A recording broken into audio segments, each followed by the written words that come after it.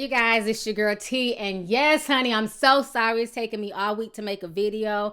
If you guys follow me on Twitter, you guys know I've been suffering from migraines all week. I've been in and out the hospital, but I'm doing a lot better. Today's the first day I've been feeling okay. I can look at the computer screen. I feel all right, and honey, we got to get right up into it, baby. Make sure y'all go ahead and grab y'all's teacups, because why? This tea is piping hot. Now, y'all have been hitting me up on Instagram, on Twitter, all over social media to talk about the whole Charlamagne the God controversy, everything that's going on with Charlamagne the God and Tomi Lahren. So everything really started last week when Tomi Lahren went on the Trevor Noah show, and ironically enough, I happened to catch it live on television. My TV just happened to be on that channel, and I'm like, oh, that's that bitch Tomi Lahren. So I go ahead and I watch it. Then the next day was trending. A lot of folks were giving Trevor props and praises and everything else. And the next day, Charlamagne the God was saying that Tomi was supposed to be on the Breakfast Club, but he wasn't sure she was going to come because she got annihilated by Trevor Noah. So sure enough, that Monday, she didn't come on the Breakfast Club. And then on Tuesday, photos leaked from TMZ of Tomi Lahren and Charlamagne the God hanging out like best damn friends. Like they done known each other from Moncks Corner, South Carolina. Like they went to school together and shit. So they're sitting here posted up and taking pictures and having a good old funky time. And then the next day, pictures came out of Tomi Lahren and Trevor Noah. They're out getting drinks. So now everybody's sitting here looking like, okay, what the hell is this about? You know, why y'all sitting here cupcaking with this fucking racist bitch? You know what I mean? And y'all know I don't like Tomi Lahren. Tomi Lahren is fake as hell. This is the same woman when I did my Beyonce Formation video. I did not disrespect her. Didn't call out her name. None of that. She got her network to ban my video worldwide. And then I ended up calling this bitch out in another video. So I have no love for Tomi Lahren whatsoever, because what she did was foul. She let white guys who had opinions, like the Young Turks, other black men who had opinions about her video, who used the same clips, she allowed their videos to stay up. But me as a black woman, my shit was banned worldwide. So again, like I said, fuck Tomi Lahren, okay? So now once the pictures went viral, everybody and their mama had something to say. Peter Rosenberg on Hot 97, they were saying that Charlamagne is not good for the culture. You know, it's crazy that people support him. They were calling him Charlamagne the devil. Old man Ebro went in on Charlamagne. I can't show y'all none of those clips because Hot 97 be hating, honey. Y'all can go Google them clips on YouTube, but they went in on Charlamagne. So after people drug Charlamagne all through Tuesday and Wednesday, Charlamagne then decided to take to Twitter on December 6th, and he decided to say the following. He said, if you don't like the narratives that people are painting of you, create your own platforms to control your own narratives. Would be dope if young black or Hispanic woke women use their social media to create a platform to be a voice like Tomi Lahren did. So when he said that, when I tell you everybody and their mama, honey, from black Twitter to white Twitter came together to drag his black ass, okay?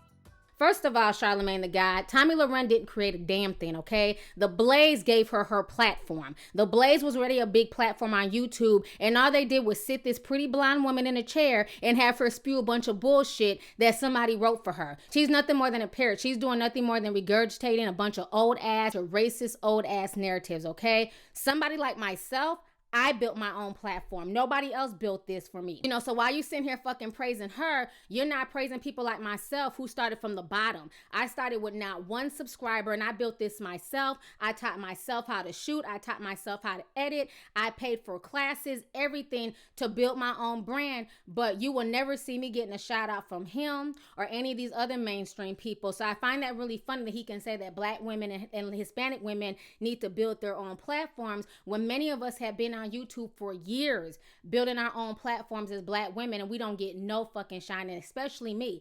And I think that's what bothered a lot of people. I noticed when I got into Twitter, a lot of people was atting him my name, like, you know, what about Lovelyti? And, you know, shout out to my big brother Vice show. I mean, he was going hard for me and a lot of other people. And what meant a lot to me is when I was going on different videos and reading the comment section, I was seeing people shouting out my channel. I went onto Instagram. People was tagging me to Charlamagne the God shouting out my channel. And that means a lot because unfortunately for me, because I'm too real, they're not going to shout my channel out on ebony.com. They will shout out every other black chick on YouTube. For whatever reason, they don't fuck with me. And I guess it's because I keep it real and because I don't fit that narrative of promoting swirling, you know, trying to act a certain way that I'm not. A lot of the mainstream black publications, for whatever reason, don't fuck my channel. Even though I have a big subscriber base, I get a lot of views on my videos. You will never see my name in print on any of these websites. And a lot of people have shown that to me, like, damn, they're shouting out all these other people and they don't even have as many subscribers as you do. Why don't they never shout out your channel? Honey, I'm too real for them because I'm proud of who I am. I'm a dark-skinned female. I can wear weave one day and I can wear my damn afro the next day with no damn problems. I'm a good mother. You know what I'm saying? I carry myself well. And I'm the voice for the girls who weren't raised in the suburbs. I'm the voice for the girls who were raised in the hood, who went through a lot of shit growing up. I want to be that voice to show people you can go through things. You can be a young parent, but you can still make it out. You don't have to be ghetto. You don't have to be ratchet. You don't have to carry yourself in a bad way to make it out of a situation. You know what I'm saying? So because I spin a whole different narrative, mainstream will never support what I do over here on my channel, and I'm cool with that. As long as the people like y'all understand what I do here and y'all take away from my positivity and y'all say that I encourage y'all to do better and y'all appreciate what I do here and y'all say that my words help you guys and help to encourage you guys, that means the world to me. If I don't never get on the damn Breakfast Club, honey, if I don't ever get a feature on Ebony Magazine, I'm okay with that. So my issue with Charlamagne is this. First, let me go ahead and give him props. I will never take away from his accomplishments because he's come a long way from Moncks Corner, South Carolina. I have been following Charlamagne's, you know, rise from day one. When he was on the Wendy Williams show, when he was Wendy Williams' sidekick and starting shit with a bunch of people. Charlamagne has definitely grown in this industry. I will never take that away from him. Over the past year or so, I've noticed a change in his disposition, especially towards black women. So when I see him kikiing and cupcaking with this white girl who's clearly racist, you know, the narrative that she spins, the stuff that she says on her show is very, very dangerous. You know, she just pulls facts out her ass and she puts them out there as truth. She's spinning a very dangerous narrative, and for Charlamagne to say that he's meeting up with her to try and see, you know, what makes her tick, to see if he can change her mind. Why do you feel like that's your place, bruh? Why do you feel like you have to change the mind of a racist? You know, you don't do that much for black women on your show. You know, you go in on black women all the time. When a young black girl does something unbecoming on social media, she's grown, she's ratchet, she ain't shit, where her parents, all this other stuff. But yet and still, I keep hearing the narrative that this damn 25-year-old white woman is young. How the hell is she young? But why is it when it comes to this white woman, she's a child? You have racist people who still swerping down that Tamir Rice was a grown man, even though he was 12. They still swerping down that Trayvon Martin was a grown man, even though he was 17. But now you're sitting here acting like this racist white woman is a little child. She's a grown woman and she knows what the hell she's doing. It's about creating controversy. It's about traffic. It's about views. You going on her platform and you trying to bring her to the Breakfast Club and you constantly talking about her has done nothing but help her platform grow. Her following on Twitter has doubled. She's not verified. You know, everything else. And that's because y'all keep bringing this woman to light. All you're doing is bringing more attention to her when really she should be ignored. I've seen a lot of interviews that Charlamagne has done, especially with black women, that were downright disrespectful. Now, I'm no fan of Masika Kalasia like that. You know what I'm saying? Masika Kalasia is Fetty Wap's baby's mother. But when I watched the interview that Charlamagne did with her, I felt bad for her. He was so disrespectful, kept talking about her sex life, kept trying to put her out there like a whore, you know, just totally disrespected this woman. And Masika, I will give her credit. She held her composure. She held her cool. She played it off. She was not the angry black woman. He was so disrespectful to her in that meeting that I was disgusted watching that interview. And then I turned around and watched his interview with Miss Nikki Baby, and I'm like, well, damn. They're both on the same show. They both act like hoes if you want to keep it 100. You know what I'm saying? Nikki hops from dick to dick to dick. But yet and still, the way Charlamagne talked to white Middle Eastern woman Nikki Baby, he treated her with a whole level of respect that he did not treat Masika with. You know, this is the same guy, you know, I don't want to bring up old shit, who made Little Mama cry. You know, you can make her cry, but yet and still, when it comes to this racist bitch who's spitting out this rhetoric, you're not riding her as hard as you rode Little Mama. You're not riding her as hard as you rode Masika about who she's fucking. Why are you not riding Tomi just as hard as you ride these black women who come on your platform? You know, so I just feel like a lot of the stuff that I've been peeping from him this year has just not sat well with me. Like I said, I would never take from that man's accomplishments. I love to see a black man growing and doing his thing, but he totally dropped the ball on this one. And I know yesterday he caught himself giving himself Donkey of the Day, and I'm not buying that bullshit. He only gave himself Donkey of the Day to try and lessen the backlash that he was getting from people. You know, at the end of the day, I know damn well if Tomi Lahren was 300 pounds and she looked like Precious, Charlamagne the God nor Trevor Noah would have paid her any fucking attention. They wouldn't have invited her on the platform. But because she's a pretty white woman, you know what I'm saying, that's why they're so smitten with her. You know, I can't take him seriously when he's sitting here on his show saying that he asked Tomi Lahren to scream Black Peen Matters. You know, so is it really about trying to teach her about what black people went through and about racism? Or is it about you trying to fuck her on the side? Because Black Peen Matters shouldn't even come up in a conversation with a racist white female. So that, to me, he lost all credibility when he was sitting there shouting that out. To me, it just made the whole conversation and the whole meeting with Tomi Lahren seem more about sex than anything of substance. So the crazy thing is, Tomi Lahren then took to Instagram and she showed off these cupcakes, claiming that Trevor sent it to her. And this is what Tomi Lahren wrote. She wrote down, when at Trevor Noah sends you cupcakes and you realize a mutual love of sugar might be the common ground that you needed. Hashtag Team Tomi, hashtag Daily Show, hashtag Sweet Tooth, hashtag cupcakes, hashtag common ground.